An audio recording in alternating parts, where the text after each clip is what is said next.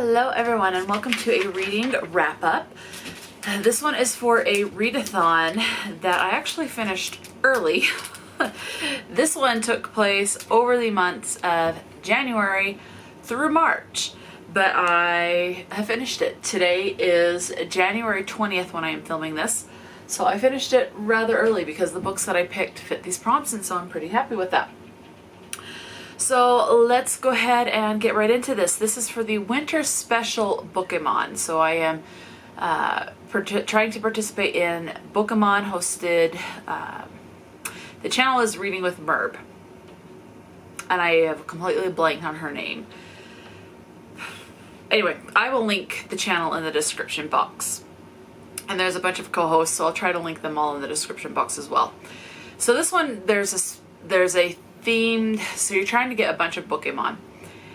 This particular one is a winter special one, and you had until, again, the end of March to complete this one. There is also a January specific prompt to do to get a January specific Bookemon. That one, that book I do not have, but I did complete that prompt. But we'll get to, let's go ahead and do that one. So that one, I will insert an image. So the prompt for January, the January specific one, was to get the pacifier. And this is to read a children's book that I did. My mom got from Barnes & Noble a children's book to send to my little cousins. They're younger than 5 years old. And it was called Click, Clack, Moo, Cows That Type by Doreen, Cronin, and Betsy, Lewin. So it's just a children's book about cows that type. I did not rate this because it's a children's book. And I think I didn't really know how to rate this. So I did not rate it. It was 30 pages. So I'm going to add up. So 30. I'm going to add up how many pages I read for this particular readathon. So Click, Clack, Moo, Cows That Type. So basically there's these cows on a farm that get a hold of a typewriter. They type a letter to the farmer saying they're on strike. They're not going to produce any milk or give any milk until their demand is met. And the farmer types back, and then they type. It kind of goes back and forth, and then it just goes from there. So that's pretty much it. That's what it is. Very simple. It was cute. And I think my little cousins will enjoy that. Okay. So that was, again, 30 pages. Now, for the winter special Bookemon, there were a total of 6 prompts. Prompt number 1 was to get a telescope. And the prompt is to read a book that has the night sky on the cover. This one I decided to go with The Last Word by Taylor Adams. Very night sky-ish, very stormy. I think of a stormy night sky when I see this because there's clouds, there's the rain or the snow or whatever, but looks like a night sky to me. So I loved this book.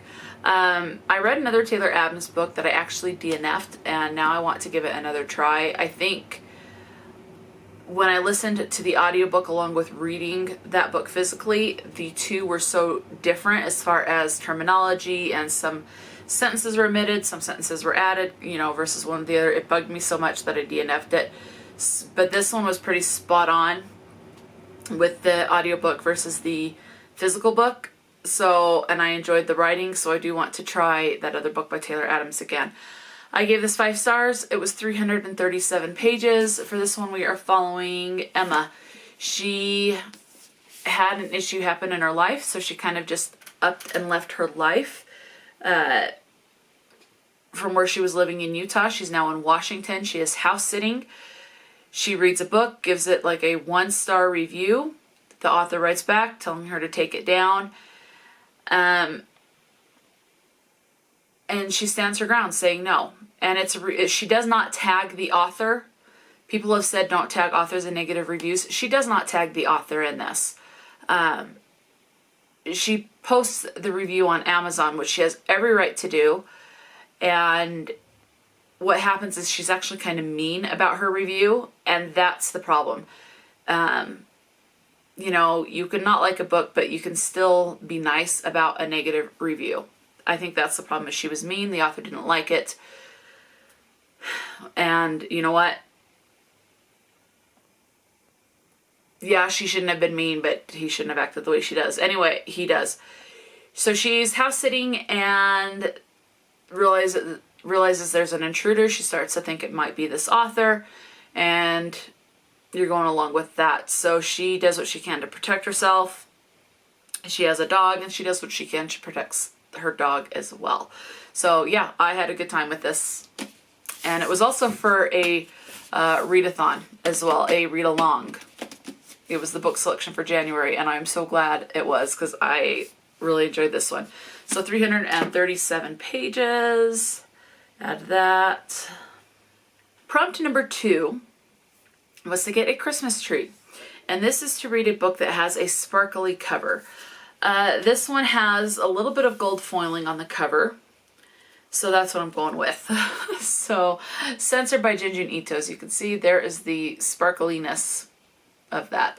This is an adult horror manga written by Junji Ito.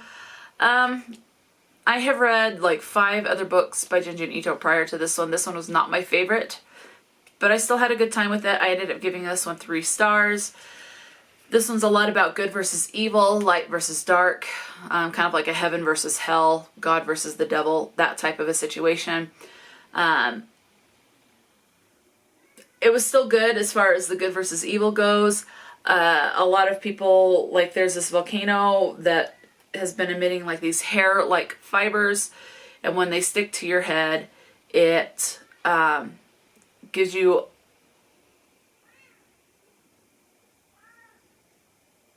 certain abilities where you can see the grand scheme of things. People start to think if they can do that, they're similar to God. They can, or that they are God. Some go as far as that.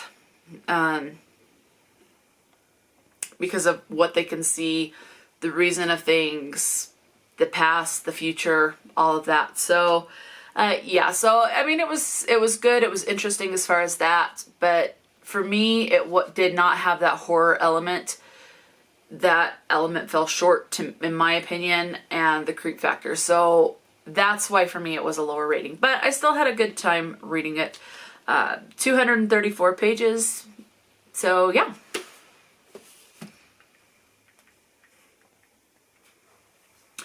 Prompt number 3 is to get the knitting needles, and this is to do a craft or a creative activity. So for this one, I am already working on, because I have several aunts and uncles I want to make Christmas gifts for in 2024. So I've already started doing that, because it takes a while to do arts and crafts, especially if you have to do something that you have to send off to do framing, which there are some aunts and uncles that I plan on doing that. But I did some diamond painting, so I'm working on some coasters for one of my aunts, and this is an aunt that I have that lives in Idaho that I am working on. And so I'm just working on, so I finished that. And this is an aunt that's on my dad's side of the family. So I just figured, you know, I'll make her some coasters, because I enjoyed the diamond painting. They're quick.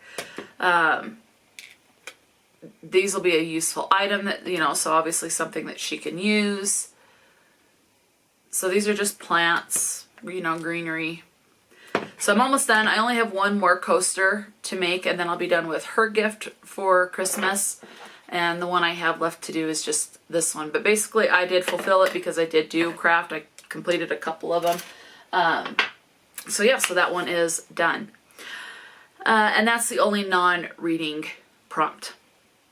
Prompt number 4 was to get a shovel. This is to read a book that was 500 pages or more. For this one, I went with a nonfiction, and that is The Splendid and the Vile by Erik Larson. This takes place over World War II.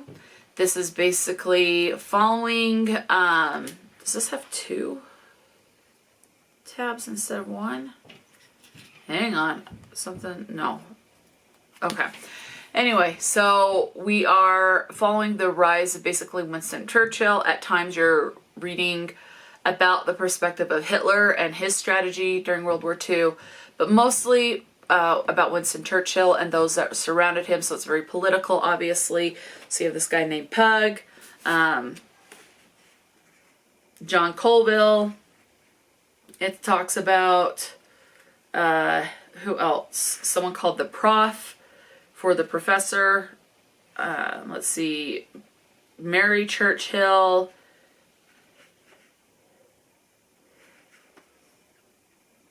So, and anyway, I enjoyed this one. I gave this one 5 stars. Erik Larson, as of right now, is my favorite nonfiction author. The way he writes, this story feels fictional, but it's a nonfiction, so obviously it is, you know, it's a nonfiction, but it feels kind of fictionalized as far as how the writing is. Love that. I don't like to read nonfiction where it feels like I'm reading a textbook. Absolutely hate that. So because of that, nonfiction tends to intimidate me, but Erik Larson does not with the writing. So yeah, I will definitely be continuing to pick up more, and I want to collect all of his books. So 5 stars, and this one was 503 pages, so just barely over the 500 page mark, but hey, it definitely counts. So 503 pages.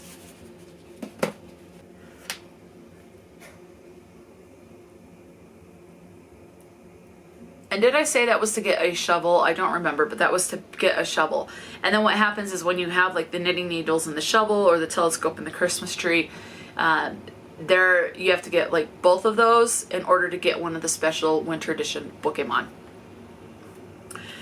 All right, prompt number 5 is to get a lantern, and this is to read the entirety of a 250 plus page book in a cozy spot.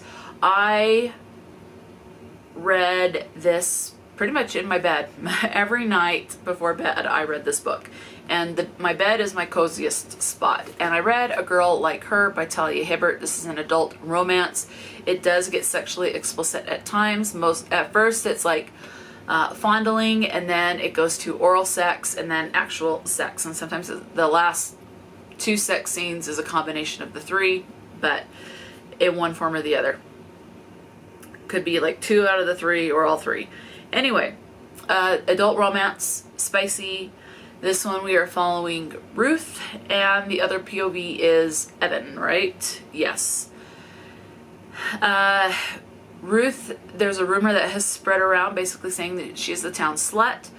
Evan doesn't care. He's like, it's a rumor and stuff like that, so he wants to get to know Ruth. Ruth is autistic. This was the selection for a read-along that I host, which is Autism Reads. The Discord is always in the description box for that. And yeah, so this was the selection. It is a romance. Evan and Ruth happen to be next door neighbors. Evan decides to cook a meal, make shepherd's pie for his neighbor. He doesn't know it's Ruth when he does this, and then finds out it is Ruth. And they get to know each other, and a spark blossoms, and they start to fall in love, and it just goes from there. It's your standard romance. So I thoroughly enjoyed this one, and I loved how Ruth's autism was displayed. Talia Hibbert it has been confirmed that she is also on the autism spectrum, so it's in own voices. This has racial diversity as well, as Ruth is black and Evan is white, and things like that. And I liked this small town feel as well, and how rumors can spread really fast. And one of the things I really liked is how, from Ruth's perspective, you assume that everyone in the town hates you because, and you realize that sometimes you're pushing people away without giving them a chance to say they do not believe in certain rumors. And so, yeah, I loved this one. I think Talia Hibbert does a good job with her writing and making things very realistic. So, like that, loved that. 4 stars, and that was 285 pages.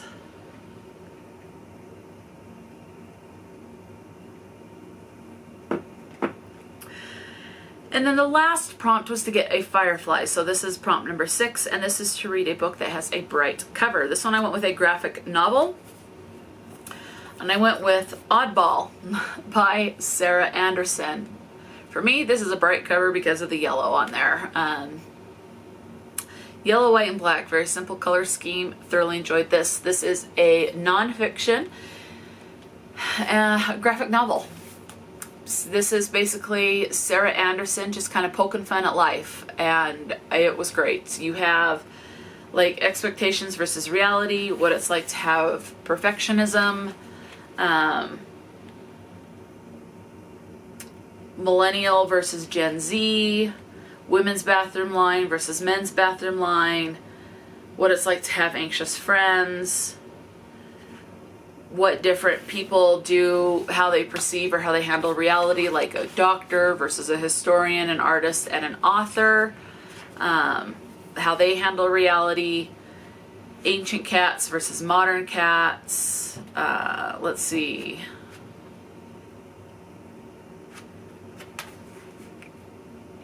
what else, being in your 20s, different love languages. There's a black cat that pops up a lot.